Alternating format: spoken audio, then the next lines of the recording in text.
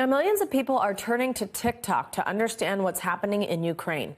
It's why the White House invited 30 of the platform's biggest stars to a virtual briefing to answer their questions about the conflict and the role the U.S. is playing. Not a new story, not a new story, but I wanted to talk about this because I think it's very, very important for us to pay attention to what's really happening, what they're not telling us.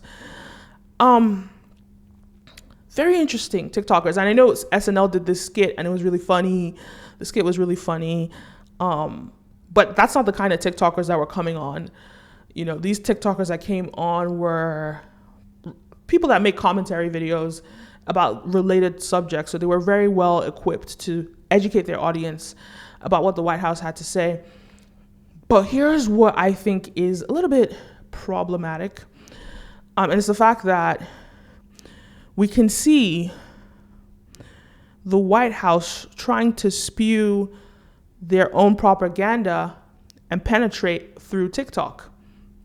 But you're going to see their perspective be more skewing towards America. What did that mean they want you all to do with that as TikTok creators? How will this White House briefing impact your videos and how you talk about the crisis in Ukraine on your TikTok account? I think the White House was tapping into the fact that a lot of people right now are getting all of their information about Ukraine from TikTok, especially people in my generation. And I think their goal was for us to take information that they shared, of course, do our own fact checking and our own critical thinking, and then share our perspectives with the millions of audience members collectively that we have. And they're not going to dig deeper and give more of a global perspective, which is what I try to strive to do on this channel. I try to come from a place of equality. I try to come from a place of seeing the holistic picture, seeing all sides, and then evaluating it. And that's the illusion of media. You don't even, because most people are consumers, most people don't think outside the box or think, let me see both sides of this story. And it's so funny because in life, when two kids are fighting, you would naturally be like, okay, kid A, what happened? Tell me. Kid B, what happened? Tell me. Then you draw a conclusion based on what both of them have said. But for some reason, when people consume media, they don't even think to hear the other side, the other perspective.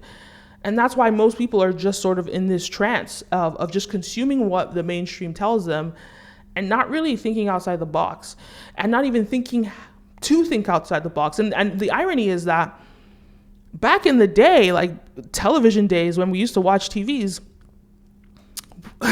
we didn't even know it was an option to have another perspective because other perspectives just weren't published. So thank God for social media.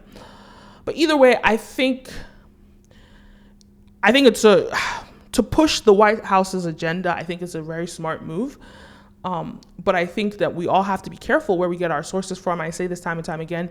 Get your sources from everywhere. Don't just listen to one person. Don't just listen to me. You guys, get your sources from all over the world.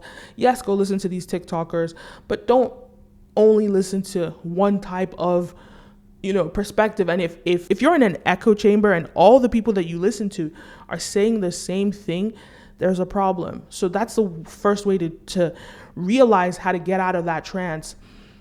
Don't be in an echo chamber. If people are saying the exact same thing, and this just goes to social media in general, if all the people on your feed are saying the exact same thing and it's an echo chamber, well, you probably need to diversify your perspectives and the content that you watch to get other points of view. That's why I always watch content from creators that I completely disagree with, because I just want to see what the other side is saying, what their perspective is, what they think. And I always try to draw from different perspectives. I go to both extremes. I also get content from the middle just to see what people are saying and then come to my own conclusion, draw my own conclusion from that. And I think that's the best way, and that's the only way to really look at media in the 21st century. But anyway, I thought it was interesting that the White House called them in. I saw some headlines about how the White House is like pushing their propaganda through TikTokers, which is an interesting take. But interesting thing anyway. Let me know your thoughts. Leave a comment down below. Don't forget to like, follow, subscribe, all the above. My name is Kenim, and see you next time.